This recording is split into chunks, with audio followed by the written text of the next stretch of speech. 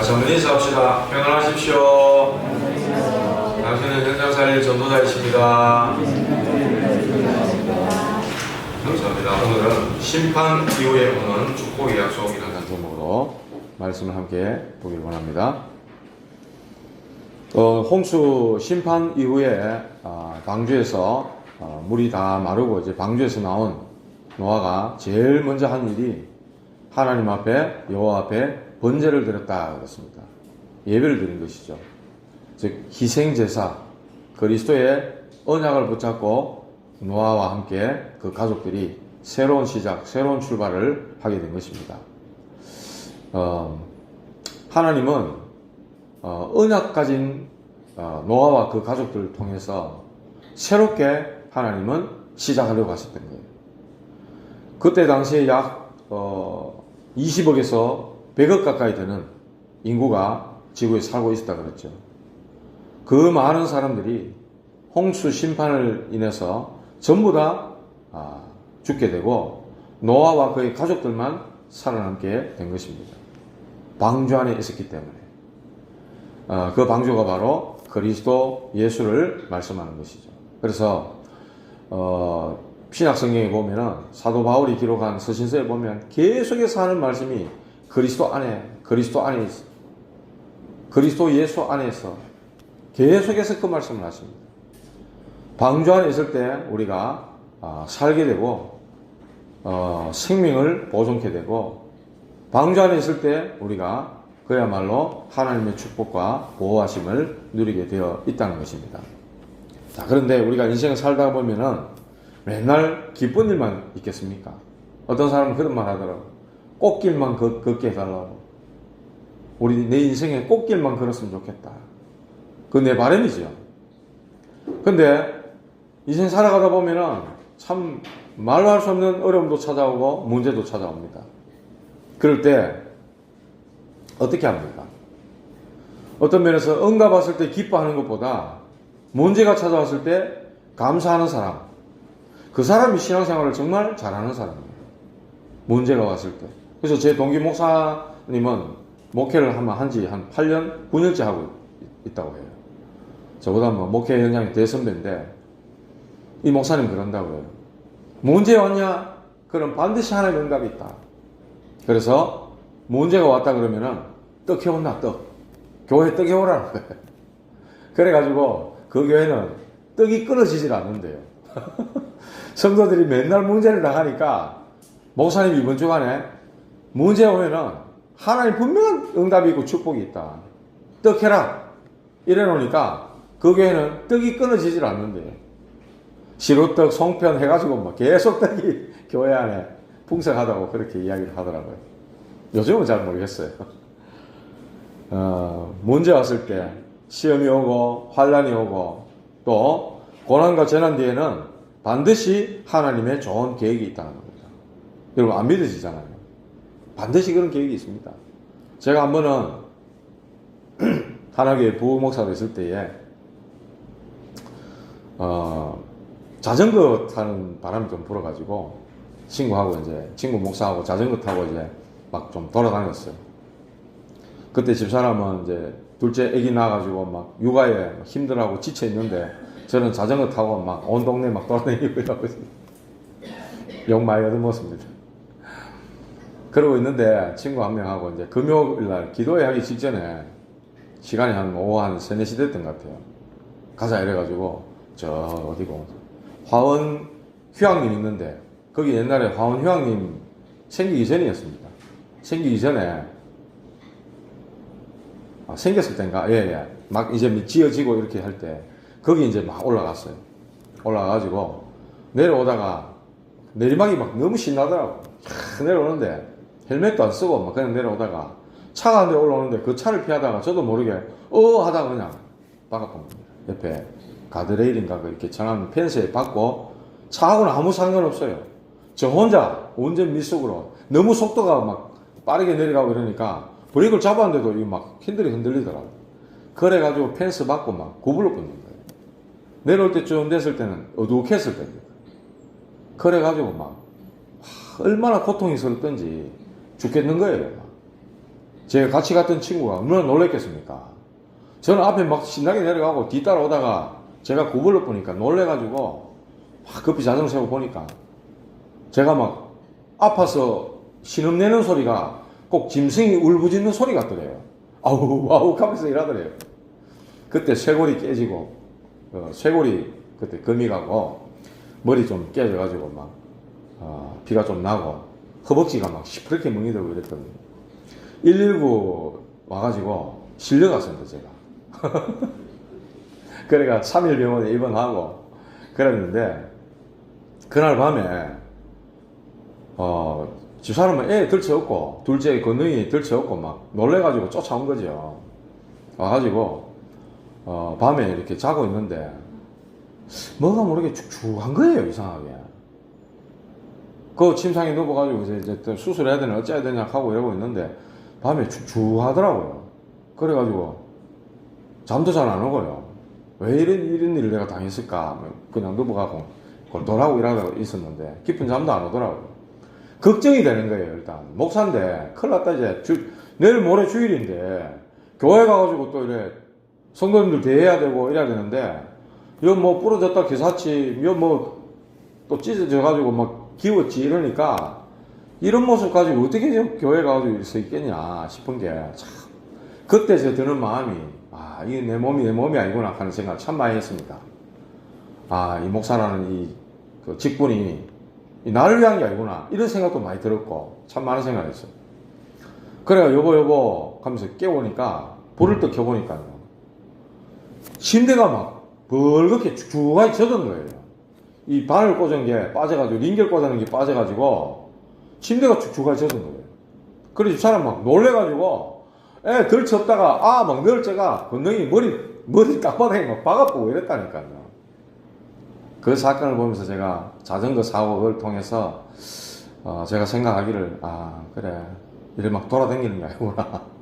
그 자전거 바로 누구 친구 줘버리고 그때부터 마음 딱 먹기를 복음 위에 살아야 되는구나. 복음 때문에 내가 이 전도자의 길을 가야지 하고 왔지만은 많이 느슨해졌는데 하나님이 그런 사건 사고를 통해서 또다시 깨닫게 하시는 거예요. 하나님 그렇게 중요한 어떤 전환점, 터닝 포인트로 그런 문제들을 주시더라는 거죠. 그게 고통이 아니고 하나님은 응답으로, 축복으로 주셨다는 겁니다. 수술 안 했어요. 수술 안 하고 토요일날, 그 다음날 바로 퇴원했습니다. 퇴원하고 금방 가만히 있었더니 이게 자동으로 다 붙어버렸어요. 하나님께서 그렇게 다 만들어 놓은 거 있죠. 우리 몸을. 정말 오직 복음 위해서 살아야 되겠다. 내가 죽어야 되는데 죽어야 되는 사고인데 하나님이 살려주신 게 아니냐. 창세기 22장의 그 수양 사건. 이삭이 죽어야 되는데 대신 누가 죽었어요? 이삭이 죽어야 되는데 대신 수양이 이삭을 대신해서 번제 제물로 드려졌잖아요. 제가 이런 사건을 통해서 내가 죽어야 되는데 하나님이 나 대신 그리스도를 십자가에 못 박게 하셨구나. 이런 은혜를 입는 그런 중요한 시간이었다는 거죠. 문제나 시험이 왔다. 그러면 하나님은 가장 좋은 것을 주시려고 하는 것입니다. 우리가 문제나 시험을 두려워할 일이 아니라는 겁니다. 그 문제와 시험은 우리로 하여금 언약의 여정을 걸어가도록 하시는 길입니다. 틀림없이 그렇습니다. 요셉에게 많은 문제와 어려움들이 결국은 그를 총리로 세우는 일이 되었고 또 모세도 사람 때려 죽이고 미디안 광야로 도망가가지고 그 어려운 시간들이 하나님께 쓰임받는 중요한 발판이 됐다는 겁니다. 그래서 문제는 전부 감사의 제목이고 신앙에 성공한 사람들은 다 그 문제와 사건 어려움 속에서 하나님의 역사를 체험하는 시간표가 됐다는 거예요. 전부 그랬다는 거예요. 오늘 저와 여러분들에게 이러한 축복이 있기를 주님의 이름으로 축복합니다.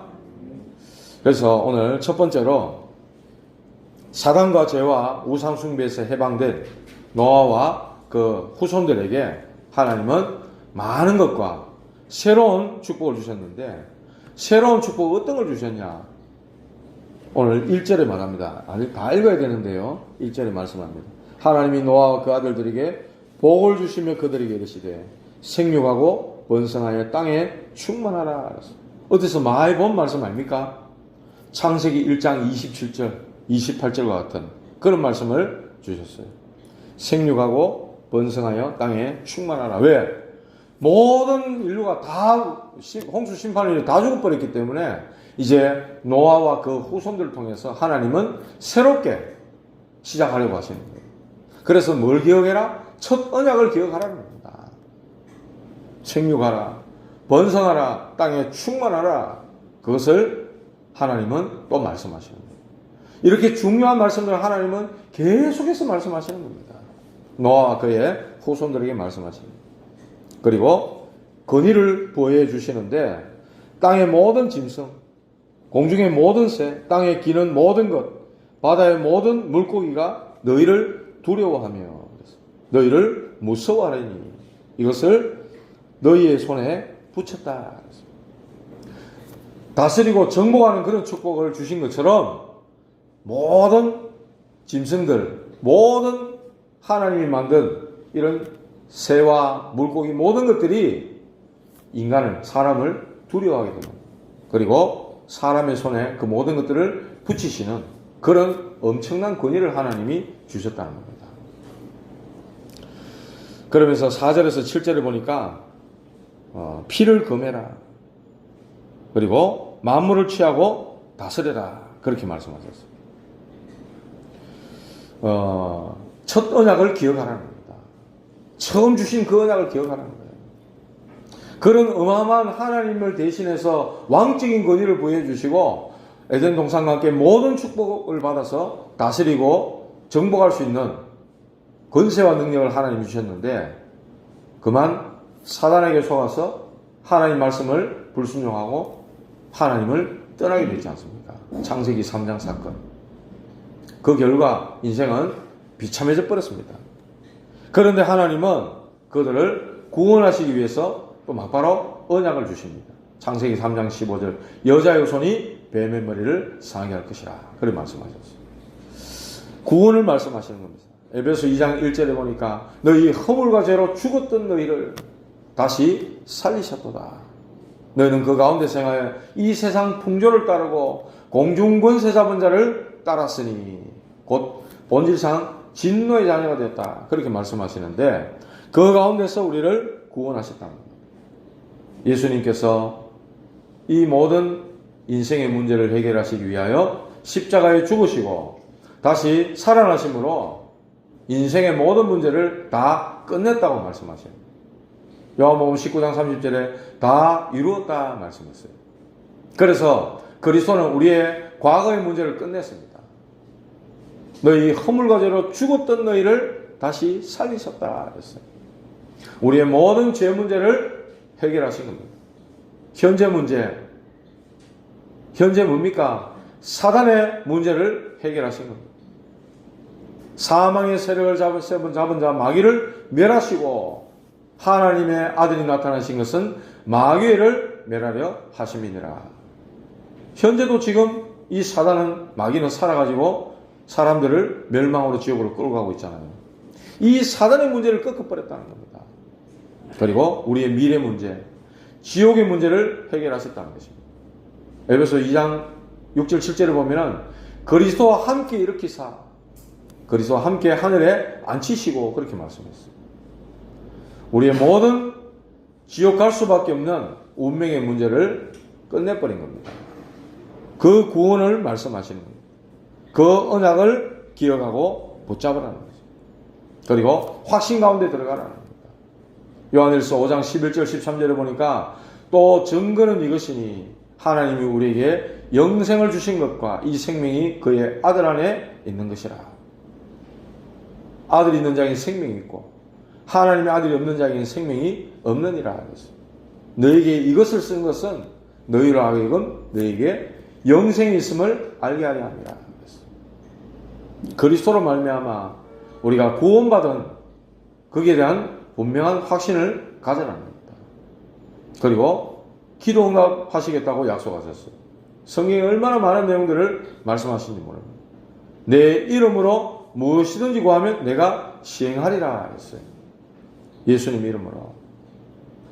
예수님 이름으로 하나님 앞에 들고 나가는 모든 것들은 하나님이 반드시 응답하신다고 약속하셨어요. 그리고 우리를 인도하신다 그랬어요. 요한복음 14장 26절 27절을 보니까 보혜사 곧 아버지께서 내 이름으로 보내실 성령 그가 너에게 모든 것을 가르치시고 내가 너에게 말한 모든 것을 생각나게 하시리라. 성령께서 우리를 세밀하게 인도하신다 그랬습니다. 오늘 맥주 감사주일입니다. 이스라엘 백성들이 저 출애굽에서 애굽에서 노예로 있을 때 하나님은 그들을 절대로 거기서 바로가 놔주지 않는데 10가지 재앙을 더해도 바로는 꼼짝도 안 했습니다.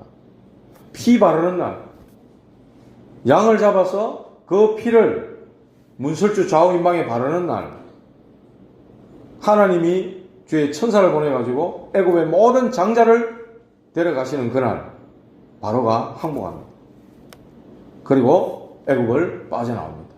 출애굽의 역사가 일어나죠. 그게 바로 유월절입니다. 유월절. 구원을 얘기하는 거죠. 저 마귀에게서 애굽에서 해방되어지는 구원을 얘기하는 유월절. 광야길을 걸어갑니다. 한 200만 명이나 되는 어마어마한 이스라엘 백성들이 광야 거기는 사막이에요. 마실 물도 없고 먹을 양식도 없고 낮에는 뜨거운 햇빛으로 밤에는 또 추위가 불어닥치는 그런 곳입니다. 그런데 하나님께서 이 200만이나 되는 이스라엘 백성들을 다 먹이시고 만나를 주시고 그들을 인도하시는 거예요. 세밀하게. 아무도 굶주리지 않고 성경은 기록하기를 옷도 신발도 하나 떨어지지 않았다고 그렇게 기록하고 있어요. 하나님이 인도하시고 보호하시는 거죠. 바로 맥추절, 오순절을 얘기하는 겁니다. 하나님은 그 광야길에 보리를 심어가지고 50일 만에 그것을 거두어서 먹도록 이스라엘 백성들을 인도하셨다니까요. 그 날이 바로 오순절 날이다. 또 맥추절이다. 그렇게 얘기합니다. 그 오순절 날에 마가의 다락방에 모인 120명의 제자들에게 오순절 날에 하나님의 성령이 임해버렸어요. 바람 같은 불 같은 성령이. 그 예수 믿는다고 뭐 아무것도 할 수 없는 그 사람들을 하나님은 예루살렘 성전이 임한 게 아니고 마가 다락방에 있는 그들에게 하나님은 성령으로 임재하신 겁니다. 그리고 그들을 계속해서 인도해 가셔요. 어떻게? 말씀이 성취되고 또 전도가 되어지고 제자가 일어나고 생명운동이 일어나는 그리스도가 증거되어지는 일로 이 120명의 제자들이 쓰임받도록 성령께서 세밀하게 인도해 가시는 거예요. 인도하심. 광야길에 성령께서 세밀하게 인도해 가셨던 것처럼 하나님은 우리를 인도해 가신다는 여기에 대한 확신이 있어야 된다. 성경이 말씀하고 있잖아요. 우리를 인도하시겠다. 성령께서 가르쳐 주실 것이고 내가 너에게 말한 모든 것을 생각나게 하실 것이다. 그랬어요. 그리고 사죄의 확신. 요한일서 1장 9절. 만일 우리가 우리 죄를 자백하면 그는 미쁘시고 어려우사 우리 죄를 사하시고 모든 불의에서 우리를 깨끗게 하실 것이다. 그랬어요. 분명히 사죄를 받았습니다. 오늘 아침에 또 전화가 왔어요. 정신적으로 어려워하는 친구가 또 문제가 왔어요. 또 시달리나 봐요. 그런데 관점이 틀려요. 이 친구의 아버지는 완전 불신자입니다. 어제 아래도 전화 와가지고 막 또 교회 욕을 하고 목사 욕을 하는지 제가 막 듣기가 거북이가 아버님 이런 이야기 하실 것 같으면 전화 끊으십시오 이렇게. 세상의 양부모들이 아이 불쌍하다고 양자로 양녀로 데려가가지고 다 때려 죽이냐. 낳은 자식보다 더 사랑을 베푸는 사람도 있지 않냐. 일부 이상한 사람들이 나와가지고 정신문제, 영적문제 이상한 사람이 나와가지고 저런 뉴스가 나온 거지. 다 그런 거 아니지 않냐. 세상의 목사가 다 도둑놈이냐. 세상의 교회가 다 도둑질하는 게 되냐. 막 신경질 하더라고, 제가요. 하도 극하니까. 막 쌍욕을 해가면서 극하시니까. 자기 아들이 그래 된 거는 또, 아니, 언제까지 정신병이 약 먹고 살 거냐. 교회가 또, 목사가 또 그런 얘기를 했다는 거예요, 또. 그래가 지금 아들이 또 상태가 지금 이상해졌다 하면서 막, 또 교회 보고 가는 거예요. 보는 관점이 틀린 거예요. 야가 지금 또 정신병원에 들어가야 될, 아버지 말로는 정신병원에 쳐내야 될 시간표가 왔다, 때가 왔다는 거죠, 또. 그런 기미가 보이더라는 거예요. 저는 그래 안 봤습니다. 아, 야가 지금 더 그리스도에 집중해야 될, 그동안 좀 또 희미해졌는데 그리스도에 더 집중해야 되고 복음에 더 집중해야 될 시간표구나 이래 보는데 이분은 무조건 정신병을 때려내야 될 시간이라는 거예요. 얼마나 보는 시각이 다른지요. 그리고 아버지가 알을 갖다가 막 뭐라 해야 될까, 막 신문하듯이 막 쫓아가지고 사람을 못 살게 구는 거예요. 문자가 왔습니다. 아들한테, 저한테. 더 이상 못 견디겠어요. 이렇게 문자가 왔습니다. 저한테. 아버지 때문에 그렇게 하는 거예요, 이 친구는. 얼마나 쫓아 샀는지, 아들을. 정신 돌게 만드는 겁니다, 완전히. 그런데 본인이 그래 하는 걸 몰라요. 오늘 아침에 전화 와가지고, 주일인지도 몰라, 이 친구가. 목사님, 좀 만나고 싶어요, 지금. 오늘 지금 주일이다. 오늘 일요일이다. 자기가 성도들한테 또 죄를 용서받고 싶다는 거예요. 성도들한테 죄 용서받을 필요 없거니 하나님한테 용서받으면 끝난다. 빨리 면도하고 세수하고 교회 가라. 예배 드려라. 오후에 예배 다 마치고 만나자 이랬어요. 사죄의 확신이 없는 거예요, 이 친구는. 계속해서 자기에게 환청이 들리기를 그렇게 이 악한 존재가 계속해서 자기 죄 가운데 사로잡히도록 속이는 거예요. 계속 속이는 거예요. 말씀 읽다가 죄사함 받았구나, 끝났구나, 이게 진짜 믿어지면 끝났구는데 그게 안 되나 봐. 본인도 그래 시달리고 싶겠어요. 계속 이 사단이 속이는 거예요. 거기에 걸려있도록. 우리를 죄 가운데서 다 끝냈다고 분명히 말씀하십니다. 사죄의 확신, 그리고 승리의 확신. 감당할 시험만 주시고 반드시 승리케 하신다고 약속하셨어요. 그 언약으로 다 붙잡는 겁니다, 우리는. 구원에 대한 분명한 믿음과 또 거기에 따라오는 구원과 응답과 인도와 사죄와 승리의 확신. 이게 구원받은 성도가 누려야 될 축복이라 이 말이에요. 그리고 우리에게 뭐가 와 있습니까? 신자가 누릴 수 있는 축복 7가지 와 있잖아요. 우리는 하나님 자녀입니다. 어디서 뭘 하든 어떤 일을 당하든 우리는 하나님의 자녀입니다. 절대로 바뀌지 않습니다. 여러분이 조금 실수한다고 안 바뀝니다. 절대로 바뀌는 게 아니에요. 구원은 하나님이 주시는 것이기 때문에 내 노력과 내 수준과 상관없는 겁니다. 믿음으로 말미암아 구원이 주어진다고 성경은 분명히 말씀했어요.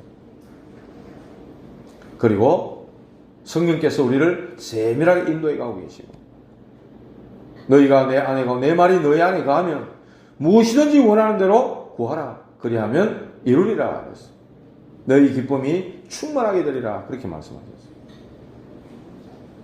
그뿐만 아니라 하나님은 주의 천사들을 보내신다. 그랬어요. 믿는 후사들을 섬기라고, 여러분들을 섬기라고 하나님이 주의 천사들을 보내신다 말씀하셨어요. 믿든 안 믿든 영적인 사실입니다. 그리고 누가복음 10장 19절에 보니까 내가 너에게 뱀과 정갈을 밟으며 원수의 모든 능력을 제어할 권능을 주었나니 너희를 해할 자가 결단코 없으리라 그랬어요. 음부의 권세가 너를 이기지 못할 것이라. 분명히 그렇게 말씀했지 않습니까? 믿든 안 믿든 여러분이 안 믿어도 이것은 우리에게 와 있는, 신자에게 와 있는 축복이라 이 말입니다. 흑암을 이기는, 사단을 이기는 권세가 우리에게 와 있어요.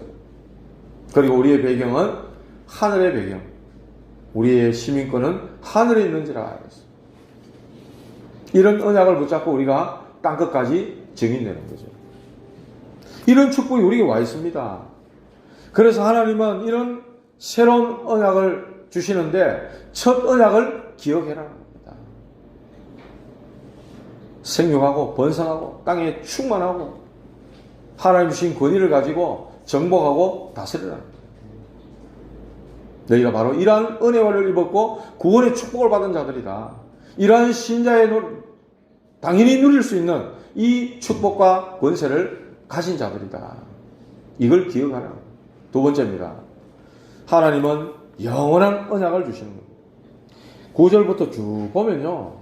계속 내 언약을 11절에 내가 너희와 언약을 세우리니 12절에 보면 영원히 세우는 언약의 증거는 이것이니라. 13절에 보면 나와 세상 사이의 언약의 증거니라. 15절에도 보면 내 언약을 기억하리니 16절에 모든 생물 사이의 영원한 언약을 기억하리라.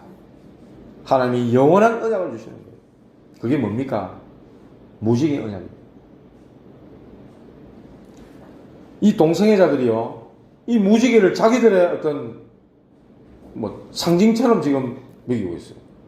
퀴어 축제 하면 무지개 깃발 막 들고 흔들고 막 이러고. 하나님 주신 거예요, 이 무지개는. 사단이 이렇게 이상하게 만들어버리는 겁니다.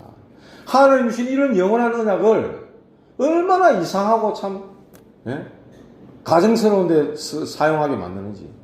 어쩌면 하나님의 복음을 이상하게 만드는 거예요, 이 마귀는요. 이 사람들이 불쌍히 몰라서 그런 거예요. 몰라서 어리석어서 불쌍하게 지금 하나님 주신 언약이라는 걸 모르고 지금 자기들의 어떤 뭔가 이 상징하는 마스코트처럼 무지개를 지금 쓰고 있다는 말이에요. 다시는 홍수로 심판하지 않겠다는 하나님의 약속이에요. 11절에 말씀하시잖아요. 내가 너희와 언약을 세우리니 다시는 모든 생물을 홍수로 멸하지 아니할 것이라. 땅을 멸할 홍수가 다시 있지 아니하리라. 물로서 홍수로서 다시는 심판하지 않겠다는 거예요. 국지적인 홍수는 있죠. 이제 장마가 시작되는 것 같은데 어느 나라에 홍수가 나가 막 그런 홍수는 있지만은 완전히 세상을 물에 다 잠궈서 심판하는 그런 재앙은 두 번 다시 하나님이 내리지 않겠다고 약속하십니다. 그게 무지개 언약이에요. 그래서 영원히 세우는 그 언약의 증거가 바로 무지개라고 오늘 12절에 그렇게 말씀하십니다. 모든 생물 사이에 내가 내 무지개를 구름 속에 두었나니 13절에 보면 이것이 나와 세상 사이에 언약의 증거니라 그랬어요. 영원히 세우는 언약의 증거가 무지개다. 그래서 무지개 언제 나옵니까? 햇빛 짤찍 내릴 때는 없어요. 비가 막 내리다가 갑자기 해가 쫙 난다든지 해가 나다가 갑자기 무슨 소나기가 확 내린다든지 요럴 때 구름과 구름 사이에 무지개가 쫙 이렇게 나올 때가 있죠. 그걸 보면서 뭘 하라고요? 하나님이 세상과 세운 그 언약을 기억하라는 겁니다. 언약을 기억하라는 거예요.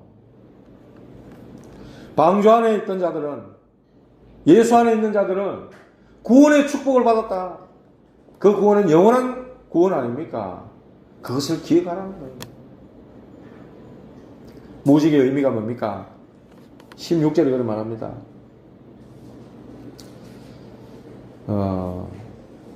하나님과 모든 육체를 가진 땅의 모든 생물 사이에 언약이다 그랬는데요. 모든 자연 세계를 누가 통치합니까? 하나님이 통치하고 다스리시잖아요. 하나님이 다스리시는 겁니다. 우리나라는 사계절이 또 이렇게 돼가지고 봄, 여름, 가을, 겨울 하나님이 이렇게 자연 세계를 운행하시고 움직여 나가신다는 거예요. 그게 모든 피조된 만물들은 순응하며 따라갈 수밖에 없게 돼 있어요. 우리나라에 사계절을 확실히 줬는데 맨날 더웠는데 올해는 그만 안 덥고 싶다. 그게 됩니까? 안 된다니까요. 여름 지나고 가을 지나면 이제 가을 지나면 낙엽이 떨어지고 겨울 되면 막 바람도 불고 얼음도 얼고 눈도 내리고 이럴 건데 올해는 막 얼음 안 얼어야지. 그런 적이 있습니까? 없다니까요. 아무리 지구가 온난화됐다 하지만은 하나님이 그걸 만들어 놓은 자연 다 거기에 순종하게 돼 있다. 자연 세계의 통치자라. 그리고 12절에 보니까 후손들이 항상 기억하도록 너와 너희의 모든 후손들이 항상 기억하도록 언약의 증거로 세우셨다. 그렇게 말씀을 하고 있는 것입니다. 자, 여기서 이제 노아와 그 아들 함의 실수가 나옵니다. 20절에서 29절인데요. 오늘 안 읽었습니다만은 노아가 이제 농사를 짓습니다. 포도 농사를 짓는데 너무 잘 됐나 봐요. 그래가지고 포도주를 마셨는데 너무 많이 마셔가지고 취해가지고 발가벗어 버립니다. 성경에 보니까 이스라엘의 이 포도주는 물이 귀하잖아요. 이때는 어떤 면에서 음료수처럼 음용했다는 걸 마셨다는 겁니다. 그래서 예수님도 가나 혼인잔치에서 잔치에 포도주가 빠질 수 있습니까? 그 혼인잔치에 포도주가 떨어지니까 물을 포도주로 바꾸시는 그런 기적을 예수님도 일으켰죠. 그리고 전제를 드릴 때 포도주를 가지고 전제를 드렸다. 전제가 뭐냐? 희생제물에 하나님 앞에 제사를 지낼 때 짐승을 쪼개가지고 그 희생제물을 드리지 않습니까? 그 희생제물에 포도주를 부어가지고 하나님 앞에 드려지는 제사를 전제라고 했어요. 그 전제를 드릴 때도 포도주가 쓰였다는 겁니다. 성경이 이런 말씀합니다. 시편 104편 15절을 보니까 사람의 마음을 기쁘게 하는 포도주 이렇게 말씀합니다. 그리고 잠언 31장 6절을 보면은 포도주는 마음에 근심하는 자에게 줄지어다. 진정제로서 긍정적으로 이렇게 포도주가 쓰이기도 했다는 겁니다. 그리고 사사기 9장 13절을 보면요. 그런 말씀 나옵니다. 이건 제가 읽어드릴게요. 사사기 9장 13절에도 보면 포도나무가 그들에게 이르되 하나님과 사람을 기쁘게 하는 내 포도주를 내가 어찌 버리고 가서 나무들 위에 우쭐대리요 한지라. 포도주가 하나님과 사람을 기쁘게 한다. 이런 표현이 있어요. 이건 긍정적으로 쓰이는 내용들입니다. 그런데 또 문제는 너무 많이 마셔서 이 노아가 이성을 잃어버릴 정도로, 말하자면은 포도주에게 이성이 장악당할 정도로 그렇게 많이 마셔버린 거예요. 그래서 술에 대한 경고를 잠언 23장 29절 35절에도 하고 있고 호세아서 4장 10절에서 11절에도 하고 있어요. 술에 대한 경고를 하고 있습니다. 여기 계신 분들 중에 너무 많이 잡사가지고 많이 어려움을 당하시고 애를 먹으신 분들도 분명히 계실 거라 저는 생각을 합니다. 성경에 분명히 이렇게 다 경고를 하고 얘기를 다 하고 있어요. 그런데 이 노아가 그만 취해서 벌거벗고 드러누울 정도로 그렇게까지 되어버렸다는 겁니다. 당대의 완전한 자요, 의인이요, 하나님이 그렇게 칭해주셨던 노아도 한순간에 이 잠깐의 실수를 통해서 이렇게 될 수 있다는 거예요. 그래서 우리가 방심하거나 우리가 잠시라도 이 마귀에게 틈을 주지 말라고 성경은 말씀하고 있는 겁니다. 자, 그런데 아들 중에 아들이 셈, 함, 야벳 이 세 사람의 자녀가 있었는데요. 창세기 9장에 보면요, 22절이 그래 나옵니다. 가나안의 아버지 함이 그의 아버지의 하체를 보고 밖으로 나가서 그의 두 형제에게 알림해. 아버지의 하체를 보고 그렇게 말해요. 자기 형제들에게 알렸다고 그렇게 얘기하고 있습니다. 수치를 알렸다. 그렇게 해서 저주를 받게 되는 내용이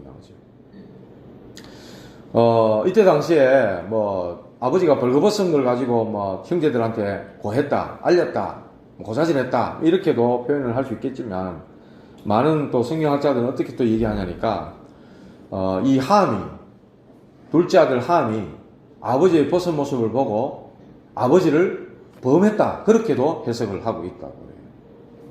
아버지를 범했다는 거예요. 어떻게 말하면은 이 남자와 남자 간에 그것도 건친상간이잖아요. 그런 일을 범했다는 거예요. 그리고 나와가지고 그런 일들을 알렸다는 거죠. 단순히 아버지의 하체를 본 것 때문에 이 함이 저주를 받은 게 아닙니다. 그 뒤에 보면은 이제 노아가 술이 깨가지고 24절에 노아가 술이 깨어 그의 작은 아들이 자기의 행한 일을 알고 가나안은 저주를 받아 그의 형제의 종들의 종이 되기를 원하노라. 그래서 저주를 해버립니다. 단순히 뭐 아버지의 하체를 본 것 때문에 저주를 한 게 아니고 또 아버지의 하체를 범했다. 그것도 맞을 수 있겠죠. 하나님은요, 이 땅에 제가 서론을 말씀드린 것처럼 노아와 그의 가족들을 통해서 언약을 가진 이들을 통해 새로운 시작을 하나님은 하기를 원하시는 거예요. 언약 붙잡은 이들을 통해서 하나님은 인류를 새롭게 시작하려고 하시는 거예요.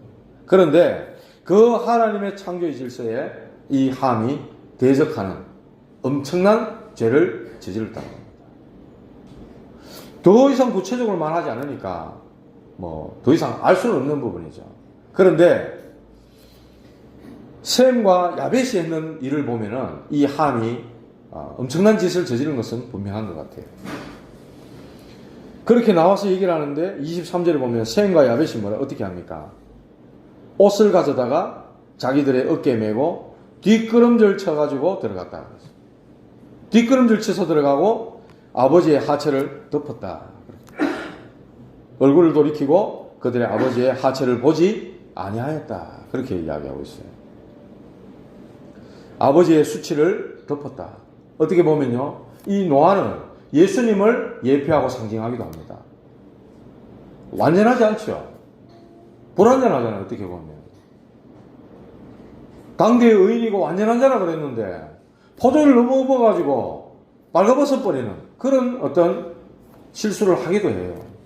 그러니까 불완전한 거죠. 근데 이렇게 벗고 수치를 당하고 능욕을 당하는 이 모습이 어떻게 보면 예수님이 십자가에서 못 박혀서, 우리 보통 보면 십자가에 예수님 못 박힌 거 보면은 못 박히고 나서 이렇게 천조가리로 이렇게 가려져 있죠.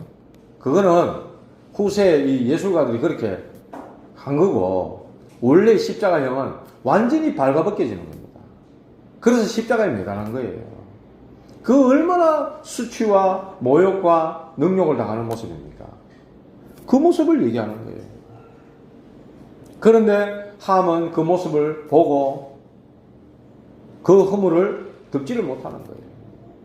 그런데 셈과 야벳은 그 아버지의 그 허물을, 그 잘못 실수를 덮어주는 거죠. 그랬더니 노아가 그 자녀들을 축복합니다. 이 아버지에게는 당시에 축복권이 있거든요. 함은 저주하지만은 야벳과 셈을 축복합니다. 셈의 하나님 여호와를 찬송하려다. 가나안은 셈의 종이 되고, 그래서 가나안이 누굽니까? 함의 자녀 가나안입니다. 셈의 종이 되고, 하나님이 야벳을 창대하게 하사 셈의 장막에 거하게 하시고, 야벳을 창대하게 했다. 모든 문명, 유럽의 문명 발달한 것이 전부 이 야벳의 후손들이에요. 그리고 셈의 장막에 거하게 했다. 왜 장막을 야벳의 장막에 거하게 하지? 왜 셈의 장막에 거하게 합니까? 셈을 통해서 여자의 후손 그리스도가 오시게 되거든요. 그런 엄청난 축복을 셈에게 하나님이 하시는 겁니다. 셈과 야벳에게 하시는 거예요. 말씀을 맺겠습니다. 오늘 노아가 바로 누굽니까? 언약의 대표자입니다.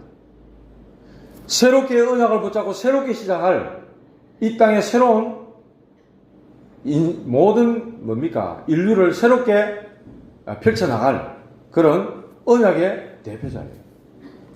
그리고 전달자입니다. 그리고 이 하나님의 언약을 전달해야 될 메신저예요. 오늘날 이 복음을 가진 저와 여러분들이 바로 노아와 같이 언약의 대표자예요. 우리 가정의 가문의 여러분들 언약의 대표자예요. 이 땅에 하나님의 언약을, 홍수 심판을 경고하고 거기에서 살아남을 수 있는 방주 언약, 예수 그리스도의 언약을 전달해야 될 전달자예요. 여러분들은 메신저라는 사실입니다. 그래서 저와 여러분들은 무엇보다 뭘 붙잡아야 되느냐? 하나님 주신 언약을 확실히 붙잡아야 돼요. 오늘 보니까 내 언약을 너희와 언약을 세우리니 영원한 언약의 증거가 될 것이라 계속해서 언약을 말씀합니다. 여러분들이 붙잡아야 될 것은 언약이에요. 우리에게 문제가 옵니까? 어려움이 있습니까? 그 문제와 어려움을 통해서 하나님의 언약을 찾아라는 겁니다. 병이 왔습니까?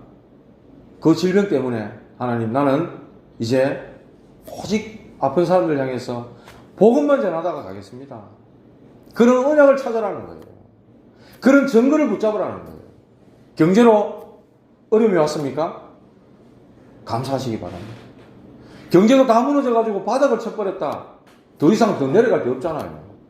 그러면 회복되고 올라갈 일만 생긴 거라. 감사하시기 바랍니다. 하나님 그렇게 회복시키신다니까요. 그런 문제들을 통해서 하나님이 여러분들이 언약 잡기를 원하시는 거예요. 그 문제에 빠져가지고 한탄하고 고민하고 사람한테 도움 구하고 그런 방법을 하지 말라는 거예요. 하나님 바라보고 하나님께 집중할 시간표가 됐다는 거예요. 그런 언약을 회복하라는 겁니다. 세 번째로 말입니다. 말. 사단이 틈을 탈 수 있는 통로가 말이랍니다. 말. 이 말은요, 우리의 뇌에도 전달되고 우리의 영혼까지 전달됩니다. 우리 상처 입은 사람이, 상처가 치유 안 된 사람이 말을 그냥 한마디 툭 던져본다. 그 말이 상처가 돼가 상대방한테 상처를 주는 거예요. 상처가 치유되고 회복된 사람이 그 말로써 그 사람을 위로한다. 이 사람이 힘을 얻고 살아나는 겁니다. 이해됩니까? 이 말이? 대수롭지 않게 그냥 한마디 툭 던진 게 이 사람의 상처가 되버린단 말이에요. 내가 상처가 치유가 안 돼서 그런 거예요. 그래서 말을 금하고 혀를 조심해라는 거예요. 성경 그렇게 말씀하고 있어요. 성령 충만 받지 않으면요, 말이 꼬리에 꼬리를 무는 거예요. 교회가 얼마나 또 말이 많이 옵니까? 한마디 이렇게 이야기한 게 막 소문이 돌아가. 있잖아, 내 요번에 우리 집에 뭐 신랑이 어째가 저째갖고 기도 좀 해도 온 교회 소문 다 나버린 거예요. 저 신랑이 어쨌더라 저쨌더라 기도해달라고 부탁했더니 그래가 상처받고 시험들고. 여러분들이 무신기를 던지는 한마디가 그래 된다니까요. 그래서 말을 금하고 그 말씀하시는 거예요. 우리의 기준을 가지고 함부로 말하지 말라는 겁니다. 왜 여리고성 돌 때 입을 띄지 말라 그럽니까? 여호수아서 6장에 나오잖아요. 6일 동안 돌면서 입 띄지 마라 그랬어. 뭐라 하겠어요? 우리 이거 돈다고 되나? 그런 말 한마디 던져보면 막 일시에 불신앙이 번져나가는 거예요. 광야길에 이스라엘 백성들 불신하는 거 잘 보셨잖아요. 돌아가자. 애굽에 매장지가 없어 우리를 여기 끌어내가 죽이라는 이런 불신하는 사람들이 여리고 돌면서 불신앙 한마디 던져보면 그게 막 불같이 번져나갈 거라고. 하나님이 아시고 입 띄지 마라. 저 위에서 막 돌이라도 걸려보면 뭐할까? 펄펄 끓는 기름 부어보면 우리 다 죽는 거 아이가? 그런 말 띄지 말라는 거예요. 그리고 언약계 중심으로 돌아라. 말이 그렇게 중요하다는 거예요. 여러분들 진짜 언약 가지고 기도 속에서 여러분들 말하시기 바랍니다. 이 사람 진짜 도와줘야 되겠다 하면은 진짜 기도하고 도와주셔야 해요. 살리는 말, 힘주는 말, 답이 되는 말, 답이 될까? 기도해보고 하시라고요. 혹시 내가 이 말 때문에 저 사람 상처가 되지 않을까? 좀 배려하시고 말하시라고요. 그냥 얘가 상처 줬군다니 그냥. 실컷 해가족들이가 뭐 교회 왔는데 상처 실컷 줘가 밑빠진 독이 물 붓기라. 밑빠진 독이 물 붓기라. 예수님 뭐라 그랬습니까? 연자맷돌에 그런 말씀하셨잖아요. 연자맷돌을 달고 빠뜨려지는 것과 같다 이런 말씀하셨어요. 여러분들 정말 언약을 딱 붙잡고 말씀하시기 바랍니다. 베드로전서 3장 9절에서 12절 말씀 제가 같이 한번 찾아볼까요? 베드로전서 3장 9절에서 12절 말씀.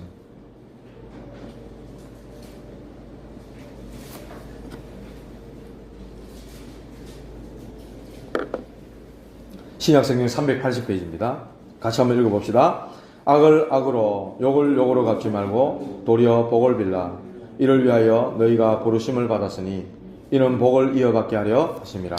그러므로 생명을 사랑하고 좋은 날 보기를 원하는 자는 혀를 금하여 악한 말을 그치며 그 입술로 거짓을 말하지 말고 악에서 떠나 선을 행하고 화평을 구하며 그것을 따르라. 주의 눈은 의인을 향하시고 그의 귀는 의인의 강구에 기울이시되 주의 얼굴은 악행하는 자들을 대하시느니라 하였느니라. 뭐라 그랬습니까? 생명을 사랑하고 좋은 날 보기를 원하는 자는 혀를 금하여 악한 말을 거치라. 그렇게 말씀하셨습니다. 여러분들 정말 생명을 불어넣는 말을 하시기 바랍니다. 정말 문제당하고 어려움 당해가지고 힘들어하는 사람들에게 진짜 그들에게 하나님의 계획이 뭔지, 하나님의 뜻이 뭔지 그것을 발견하고 찾아낼 수 있도록 생명을 불어넣는 그런 말을 하시는 전도자들 되시기를 주님의 이름으로 감사합니다. 기도하시고 문제 이후에 오는 이 하나님의 축복의 약속이 있음을 알고 문제는 우리에게 더 좋은 것을 주시고 또 우리가 걸어가야 될 언약의 여정이고 하나님의 계획이 있고 하나님의 역사를 체험할 시간표입니다. 문제와 사건은 나를 더 갱신시키고 더 언약 속으로 믿음 속으로 들어가게 하시는 하나님의 계획인 줄 믿고 이번 한 주간 그 속에서 하나님의 언약을 찾는 귀한 응답의 시간 될 수 있도록 인도하여 주시옵소서. 너와 같이 언약의 대표자로 우리를 불러주셨사오니 언약의 확실한 증거를 붙잡고 살리는 사람들이 될 수 있도록 인도하여 주옵소서. 예수 그리스도 이름으로 기도하옵나이다.